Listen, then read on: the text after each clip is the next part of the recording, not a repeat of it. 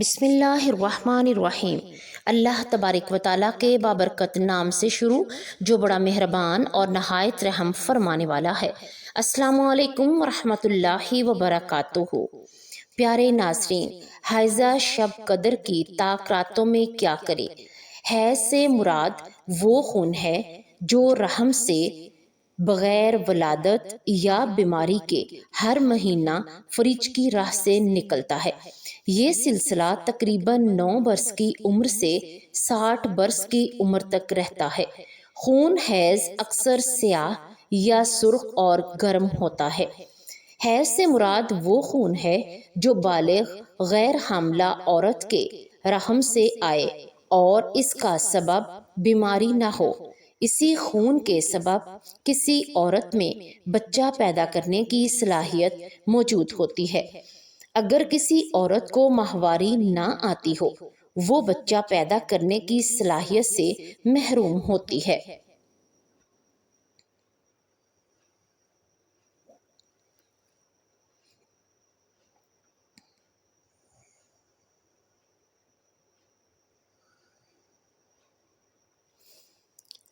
پیارے ناظرین، اکثر ایسا کہا گیا ہے، حالانکہ یہ بات درست نہیں ہے۔ بہت ساری ایسی عورتیں جنہیں حیض نہیں آتا، یعنی کہ انہیں ماہواری نہیں آتی، لیکن اس کے باوجود بھی اللہ تبارک و تعالیٰ انہیں اولاد جیسی نعمت سے ضرور نوازتے ہیں۔ جیسے کہ حضرت بی بی فاطمہ رضی اللہ تعالی عنہا، انہیں کبھی بھی ماہواری نہیں آتی تھی، اس کے باوجود بھی اللہ تبارک و تعالیٰ نے انہیں اولاد نورینہ عطا فرمائی۔ وہ عورتیں جنہیں حیض آتا ہے، بے شک وہ بچے کو جنم دینے کے قابل ہوتی ہیں، لیکن یہ بات بھی اللہ تبارک و تعالیٰ کے اختیار میں ہے کہ اللہ تبارک و تعالیٰ جسے چاہے یہ نعمت عطا کرے اور جسے چاہے نہ کرے۔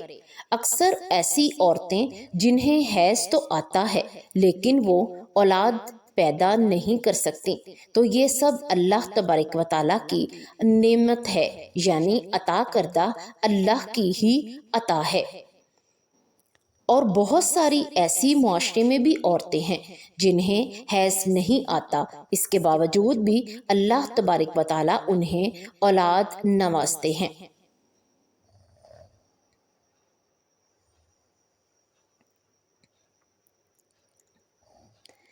پیارے ناظرین، حیض کی ابتدا کے بارے میں صحیح قول یہ ہے کہ اس کی ابتدا حضرت حوا سے ہوئی۔ حضرت حوا نے جب شجرہ ممنوعہ کا پھل کھایا، اسی وقت سے یہ بیماری عورتوں کے ساتھ لگ گئی۔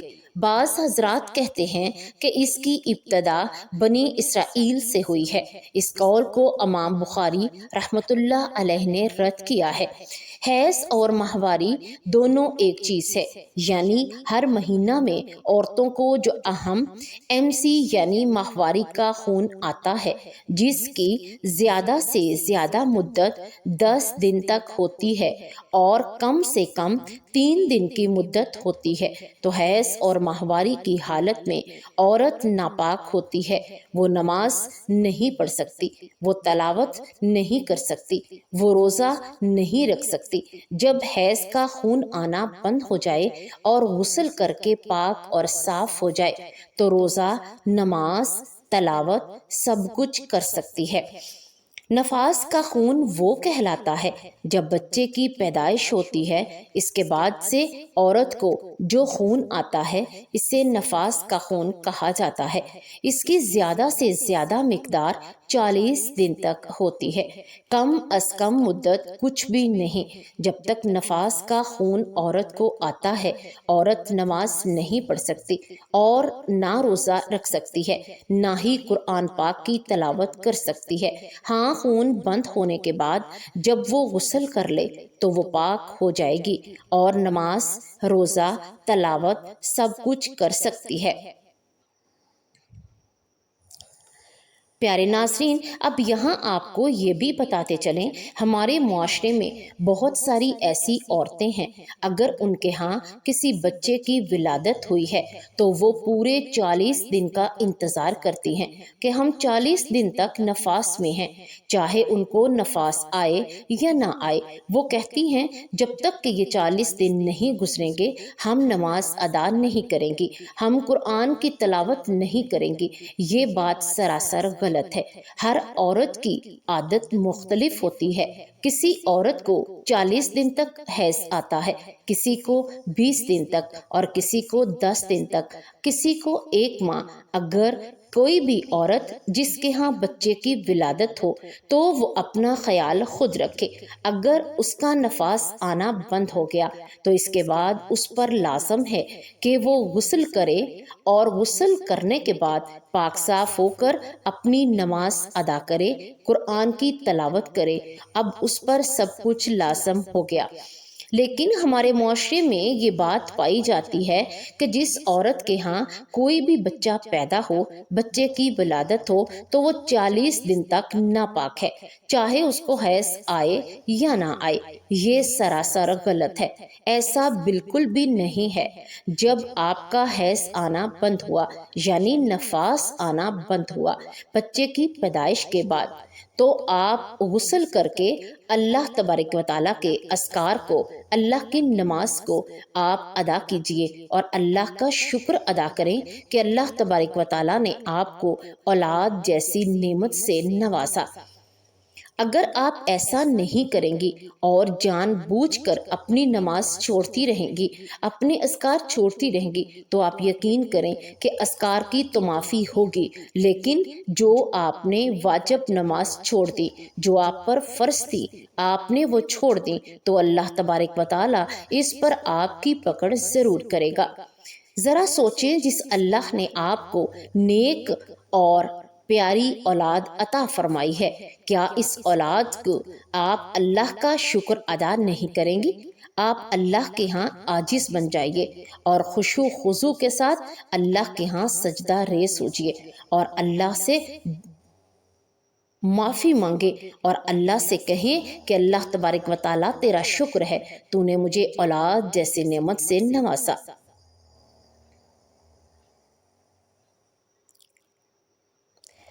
प्यारे नाज़रीन, अब बात करते हैं हाइजा औरत शब कदर की ताक रातों में क्या करे, या वो औरतें जिनको हैज़ है वो क्या करे। हाइजा औरत, जैसा कि आप जानती हैं, शब कदर में इबादत का सवाब 83 साल 4 महीनों से ज़्यादा है।